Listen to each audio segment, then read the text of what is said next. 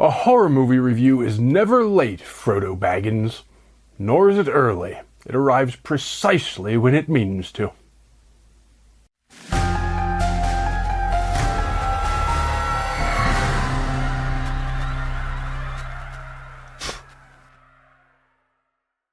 Well, it's time for me to finally get caught up on my HorrorPack reviews.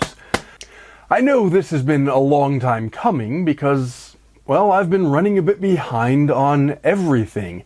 But the day has finally arrived and I'm going to get us caught up to the present with my reviews of all the movies the HorrorPack subscription service has sent over the last 3 months, from January to March of 2025. Because the HorrorPack service sends 4 Blu-rays every month, that means I've got these 12 reviews to get through, including 3 of the HorrorPack exclusive Blu-rays. Exclusive editions aside, if you're not a subscriber to their service and want to check out any of these films for yourself, check right down there in the What's It, where I've conveniently placed purchase links for all of the ones I'm able to find for sale on the market. That's a great way to get some movies and to support both physical media, which needs our support, and my channel, which desperately needs your support. And speaking of support and subscriptions and things, do make sure that you've subscribed and rung my bell so you don't miss out as I discuss horror movies like I am today, but also horror novels, horror games, props, creepy history, weird artifacts, and, well, anything that catches the spooky side of my attention. But with all of that out of the way, let's get right to the reviews, beginning with the movies HorrorPack sent me in January. We begin with the Forever Purge, and they actually sent me this 4K Ultra edition of this one, so even a slight bonus there above and beyond the normal Blu-ray. Not that I'm a real stickler about high-definition resolution or anything. I'm really more about the plot and the characters and that sort of thing, but it's still a nice extra little surprise to get. So what's this one all about? Well, I assume most of you know about The Purge, the first one, but in case you don't know, the first Purge movie was basically a sort of home invasion story with a twist to it. It's set in a near future in which all crime, including violent crime, is perfectly legal for 1 evening per year. The idea is for everyone to get it all out of their system, and then they would be more peaceful and less criminal the rest of the time.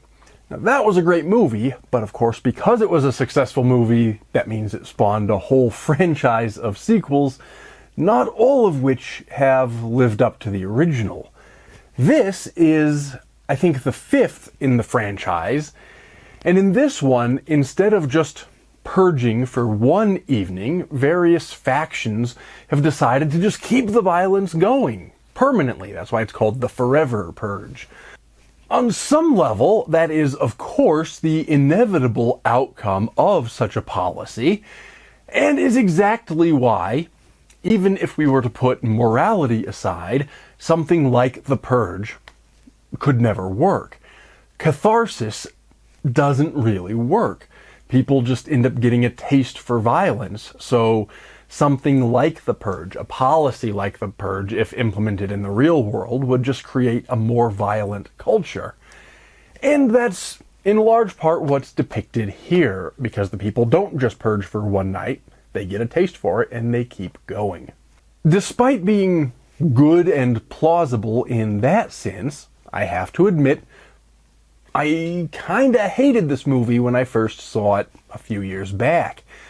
One of the great things about the original Purge movie, the first one, was that it was able to explore the dark side of human nature without really getting into the specifics of topical references or the politics of the day. That went right out the window with this one. It was released in 2021 and directly let's say almost directly, references all of the racial politics and riots and violence of the previous year, of 2020, in a way that honestly just felt lazy and ham-fisted. It felt like a movie for that year rather than a movie for all time or even for the next year or any other time or any other sort of political climate. But since it came in the HorrorPack, I did rewatch it, even though I didn't particularly like it the first time. And I have to say, I'm slightly adjusting my opinion. Yes, I do think it's still the weakest film of the Purge franchise by far. But it's not nearly as bad as I initially remembered it to be. Yes, it is another example of lazy horror writing, injecting topical ideas into their stories in order to seem relevant to a particular moment without actually doing any serious character development or interesting plot development. But on a second watch, the politics didn't seem quite as overpowering, let's say, as they did the first time I watched it. Maybe it's because my expectations were so much lower this time that a rewatch managed to exceed those expectations, or maybe my mood was just different for each viewing, or, well, I don't really know the reason why, but for some reason, I'm still not going to say it was great, but it was much better on a rewatch than it was for me the first time around.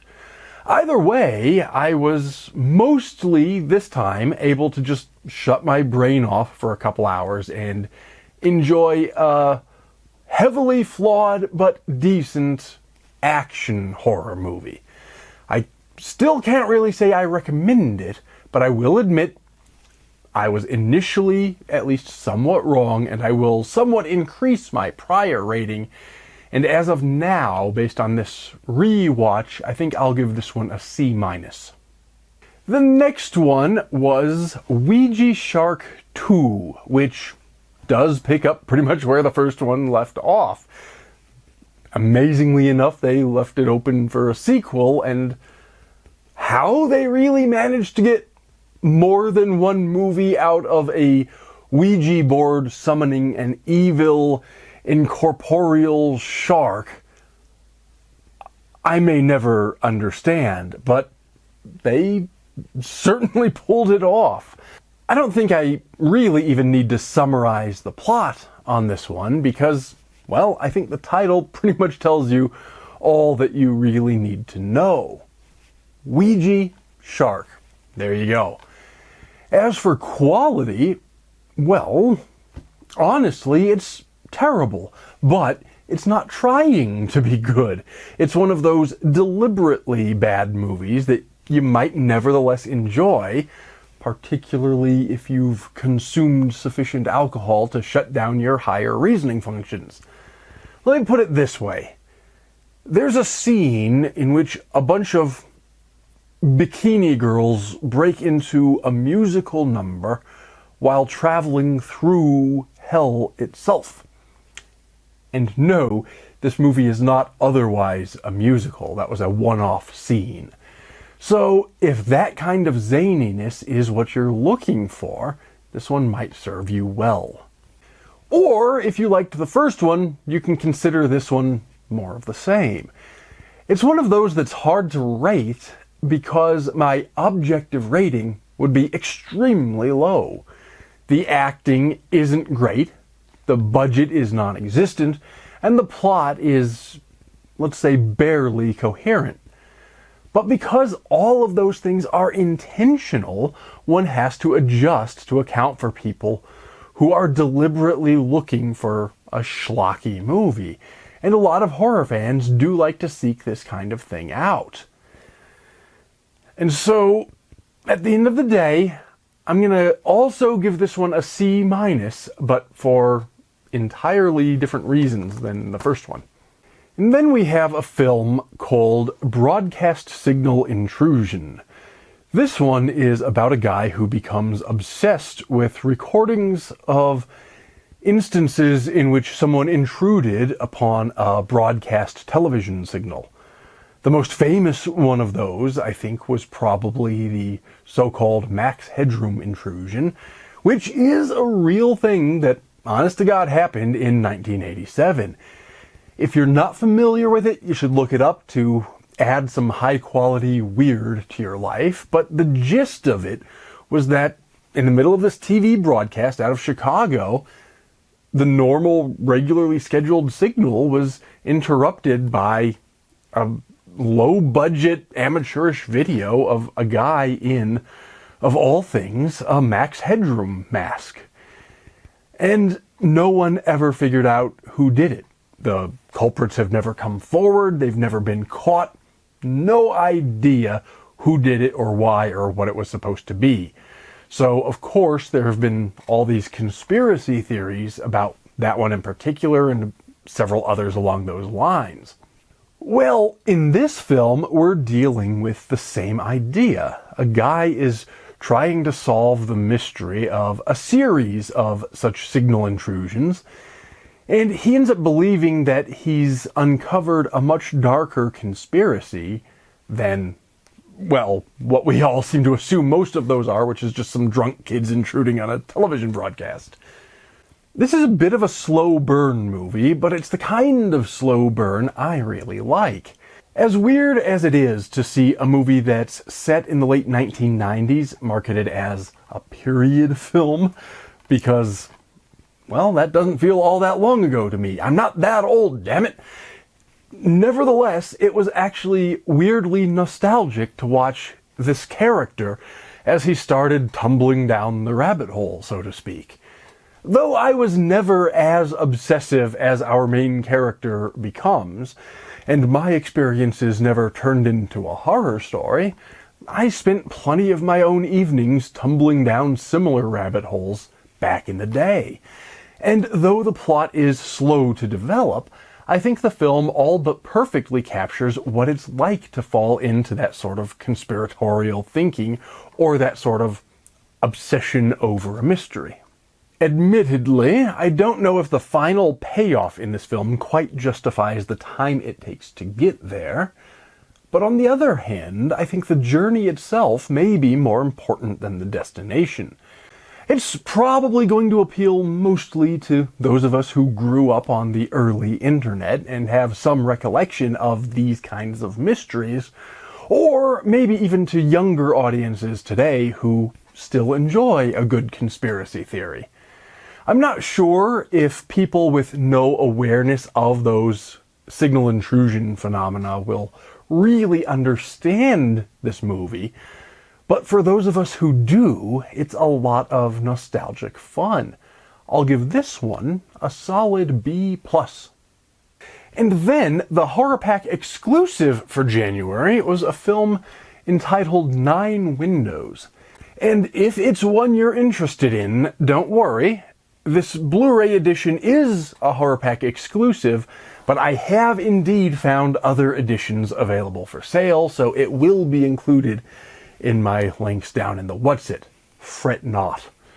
There's actually a certain similarity in theme between this one and the previous one.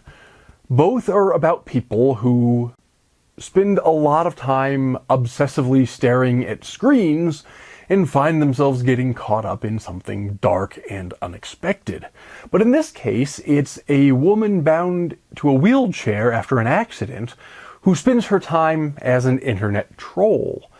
But then she starts seeing these videos of people doing horrible things. And they seem to be real videos. So she starts off by calling the police, but then they can't do anything, and then the horror and the thriller proceeds from there. It's obviously a low-budget film, so we do have to keep that in mind when judging it. But as I've said before, low budget doesn't necessarily mean low quality. Some of my favorite films, and I do mean some of my very favorite films, have been made on a budget of, I swear to God, just a couple $1,000s. And some of the worst movies in the world, on the other hand, had all the resources of Hollywood behind them. The execution here does allow its low-budget origins to show through a little bit. You can tell that it was a low-budget film, but everything is competently done, and they kept their screenplay within their means and didn't have to rely on cheap tricks that don't look very good to pull it all off. They understood what they could and couldn't do, and they kept to what they could do. It really is a simple script, therefore, without a ton of action. There's some action, but not a ton. But that allows some extra room, I think, for plot tension and character development. How well it pulled all that off is a bit of a mixed bag. It's a competent rendition of a story that's clearly inspired by Rear Window, but it doesn't really do anything all that exciting or original. So while it's an enjoyable watch, I don't think its payoff was quite as good as its premise. Nevertheless, I'd certainly recommend it as a reasonably strong effort, and one that not a lot of people have been talking about, and I do think it deserves a much larger audience than it's received so far. This one, for me, is a B-. Moving on to February's offerings, we begin with a film called The Scribbler. The cover art here looked initially to me like a superhero story of sorts, but this isn't really that. It's more of a study in mental illness. The main character has dissociative identity disorder, or multiple personalities as it's colloquially known. One of those personalities is a sort of violent character called the Scribbler. But rather than being just a straight study in mental illness, horror or not, it's also got some science fiction elements, because our main character is checked into a sort of halfway house for the insane, where she's to undergo this weird science fiction treatment for her multiple personalities. But while she's there, a bunch of the other patients have started committing suicide, and eventually the authorities start to think foul play is afoot, and our main character becomes the prime suspect. This was a tough one to watch, just on account of the timing of when I received it. One of the relatively major characters, not the main character, but one of the relatively major supporting characters, was portrayed by Michelle Trachtenberg, who died maybe just a couple weeks before this arrived in my mailbox. So it was kind of a bittersweet experience watching it just for that reason. But putting that sort of extrinsic factor aside, it was quite an interesting film, and I'm honestly still trying to formulate a final opinion about it. Toward the beginning, I started to really dislike a lot of things about the movie. I found its treatment of mental health, at least initially, pretty superficial. And once characters start talking about conformity and nonconformity in the kind of way you might expect high school students to do, rather than in any sort of deep philosophical way, well, I figured I was going to be in for a bumpy ride. And to be fair, I still maintained some of those objections, but once it got going and the plot started developing, I found myself genuinely interested in what was happening. And by the end, I think I actually enjoyed the movie. It's weird, to be sure. It's a strange film. But it's not quite like anything else I've seen, and I give it a lot of credit for that originality. Now, if I'm to judge it as a horror movie, it's going to get a failing grade. It's not even really a thriller. Yes, it has some horror or thriller elements to it, but it's really more of a science fiction drama with a bit of action thrown in. However, if I just judge it on its own merits, not taking genre into consideration, I'd call it an ambitious, flawed, but nevertheless quite good film. I will also give this one a B-. And then there was Nazis at the Center of the Earth. And yeah, it's exactly what it sounds like. I didn't realize it at first when I opened up the package, but it's from the Asylum. And if you know anything about their movies, I think you already know what to expect from this one. The premise here is that Joseph Mengele and other Nazis have survived the war and hidden themselves deep beneath the surface of an Antarctic research station, where, of course, they begin to abduct some researchers to do the kind of obscene science one would expect from that particular regime. All in all, it's competently done within its budget and is very much in line with the style and quality one comes to expect from the Asylum. Which is to say, as I've mentioned about some others, it's objectively not very good, but there's some je ne sais quoi that makes it nevertheless a somewhat enjoyable watch. Where it loses me a little bit is how much the same as all these other Nazi horror movies it is. Obviously, they make among the most perfect of villains because they were among the most villainous regimes in history. And their human experimentation program lends itself to science fiction and horror plot lines. All of that makes sense. But the problem is that trope has been done to death. That idea of Nazis that have survived the war and come back, and maybe they're immortal, or they've got some science fiction technology to make super soldiers, or they're zombies, or whatever it is, and they intrude upon the modern world. It's been done. We've seen it many, many times before. And so there's a part of me that just gets a little bit tired of it. Not that there's anything wrong with it per se, but I've just seen it so many times. And then, when it comes to quality, it's obviously not a good movie. As with Ouija Shark 2 earlier, though, it's not trying to be. But unlike that one, it has enough quality that you might be tempted to watch it for the actual fun of watching it, sort of for its own sake, rather than for the fun of riff tracking it.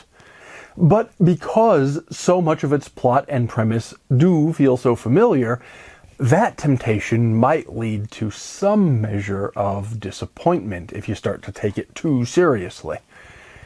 At the end of the day, if you're a fan of the Asylum's movies, you're probably going to like this one.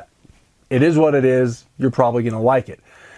But even though I appreciate what the Asylum does, I can't give this one any higher than a grade of C. Which brings us to a completely different kind of movie. Our next selection was Blood and Chocolate. It's about a werewolf girl whose family and whose secret life are at odds with the human man she falls in love with. When I opened it up, I thought it sounded basically like Romeo and Juliet with werewolves. And yeah, that's basically it. That's not to say it's a direct retelling of Shakespeare's play, but with werewolves inserted. It's not. It's an original script, but it deals with a similar theme or a similar kind of idea to do with the conflict between romantic love and loyalty to one's family. Despite featuring werewolves, it's much more drama than horror, but that's okay. It's close enough to our favorite genre that I was still happy to receive it in a HorrorPack and still happy to watch it. I seem like I might be just about the only one who was happy to watch it, though. The critics panned it, and the audience reviews don't average all that much higher. They criticize weak special effects and a fairly unoriginal teen romance story that just happens to feature werewolves. And fair enough. They're not exactly wrong. I'd also add that it takes itself far too seriously for what it actually is. But on the other hand, it's really not all that bad. You can say it's forgettable, and maybe it is, but it wasn't a miserable waste of a couple hours of my time either. It kept me entertained while it was on. And so I'll give this one a C+. The exclusive for February, then, was Bad Dreams, the Best of Nightmares Film Festival 2024. This is part of an apparently ongoing, and hopefully still ongoing, series with the HorrorPack exclusives, and it was quite a welcome treat for me. For the last couple of years, one of the exclusives each year has been one of these collections of short films from the Nightmares Film Festival. This one includes 10 short films, which is about the same as the previous iterations or the previous volumes of this series. I don't remember if maybe some of them included 9 or 11 or something, but they were all around 10, and this one is exactly 10 short films. As is the case with any collection or anthology, this is a bit of a mixed bag, both in terms of the quality and in terms of the subject matter and the tone of the various films. They are all horror, but some are lighter and funnier, while others are meant to be taken quite seriously, and maybe even intended to genuinely frighten the audience. And overall, they're quite good. One or two didn't really do anything for me, but on the other hand, a couple stood out as quite excellent. Overall, on average, they're pretty good. I still don't think this particular collection managed to top the first of these Nightmares Film Festival sets that I got from HorrorPack a couple of years ago, but it's a worthy entry nonetheless, and I will hope to get another one of these next year. I hope that this is a continuing tradition. Taken as a whole, not rating the individual films, but as a whole gestalt, this one I think is an A-. That brings us to the last pack I've received so far, and that's the March Horror Pack. The April one, of course, should be arriving any day now. We are around the end of April, and these tend to show up around the end of the month for me. But these last 4 will finally bring us up to date with these reviews.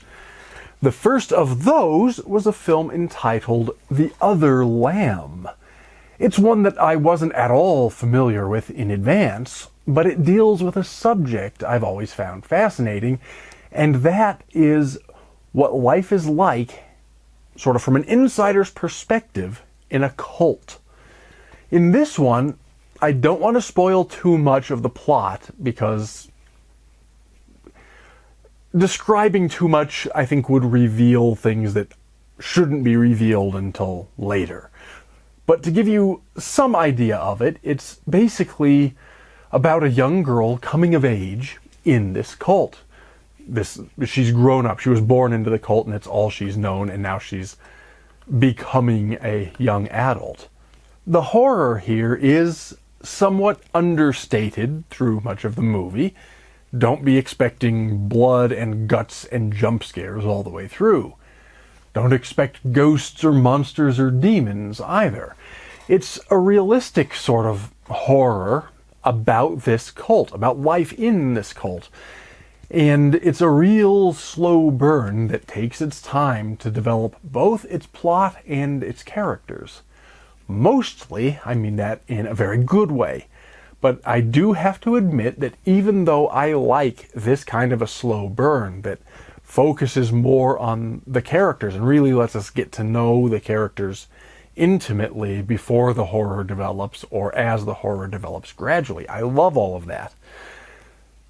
But this one struggles a little bit in its pacing with long shots of nothing in particular happening. I think the director and or the cinematographer was probably trying to be just a little too artistic in the approach to this film, and it hurt the final product just a bit.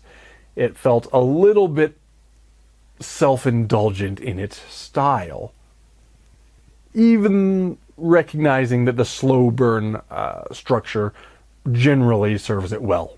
Nevertheless, if you like quieter, more psychological kinds of horror, you'll probably find this one interesting. I think it will in particular appeal to fans of A24 films, because even though this isn't one of theirs, it has a similar feel, and I think a lot of both the strengths and weaknesses, the same strengths and weaknesses, as something like Midsommar. Overall, I think this is an A-. That brings us to The Damned. Now, there are a few movies by that title, but this is the one from 2013 about a group of people who are stranded in a storm, and they ask to take shelter at this remote inn. The innkeeper takes them in, but then they discover he's got his daughter locked in a box in the basement. After some confrontations, as you might expect, it turns out he's not just some kind of sadistic monster, but rather she's possessed by some kind of an evil spirit. There's of course more to it than that, but I do try to keep these reviews spoiler-free, so I think you get the gist of what this is about. When I did some reading online, I was somewhat flabbergasted to discover this got panned by critics and audiences alike. That was a genuine surprise for me because, though I was never going to call it a new favorite or anything, I mostly liked this movie. There's not a whole lot original about it, true, and it's certainly made on a low budget, and it's far from perfect. But despite being a bit familiar, I thought the script was relatively strong most of the time, and I thought it made good use of that low budget to deliver a strong film. Where I think I somewhat agree with the critics is in the final act, toward the ending. I think the film had a lot more potential than it ultimately delivered upon. The setup was quite strong indeed, and even though I often found the characters more frustrating than relatable, they were at least interesting to watch. But I think the ending just... I don't really want to say jumped the shark, but I'm going to say jumped the shark a little bit. It's not a bad ending, it's just not the most satisfying one either. Ultimately, though, I think this one is a solid B-. Then there was a film entitled My Heart Can't Beat Unless You Tell It To. And I'm really struggling to figure out how to rate this one. It's basically a family drama that happens to include a vampire. It's about these two siblings who have to care for their brother, the third sibling, because as a vampire, he can't leave the house during the day, and they have to bring him blood to drink. In that way, it treats the vampire as more pathetic than fearful, but still monstrous in what the siblings have to do to keep him alive. It's basically using vampirism as a metaphor for what it's like to care for a family member with a chronic illness. It's definitely a slow burn of a film. That seems to have been something of a theme in a lot of the selections for these 3 months, and mostly I like that. But this one, I think, may be a little bit too slow for its own good. I guess that's another common theme with at least some of these. It's one of those that feels intentionally artful in its style rather than just trying to tell a good story. And I never really like that sort of intentional, self-conscious artfulness. I'd rather art just sort of emerge organically from the storytelling. So there is that as sort of a negative about this one. And the characters, even while we may understand them and sympathize with their plight, aren't all that likable, so it's hard to read them as a way to relate to those caring for the infirm as I think we're intended to. But while I didn't particularly enjoy the movie, I don't think I'm going to forget it soon either. Horror doesn't always have to be a pleasant experience to watch. This one certainly wasn't, but that's not entirely due to the subject matter. When horror is unpleasant because it makes us think about dark things, it's successful in my book. This film does do that, and it is successful in that way. But it's also stylistically unpleasant to me. And yet, it deals with some important things. And on some level, I want to encourage people to watch it. To put it another way, it's one of those I'm glad to have seen, even though I didn't exactly enjoy the process of watching it. And so for my rating, I'm going to split the difference, sort of, and give it a C+. That brings us, finally, to the very last of our films for this evening. Just before I get to that, let me just remind you very briefly that if you've enjoyed what I've been doing in this video or on my channel generally, it would be immensely helpful if you would give me the thumbs up, subscribe, ring my bell, and share this or any of my other videos with a friend, family member, or acquaintance. And of course, do check out the links down in the What's It, where you can find copies of all of these movies, you can find copies of my own books, and you can find some general information that you might just find useful. But let's go ahead and put that all to the side and finish up our reviews with the most recent HorrorPack exclusive.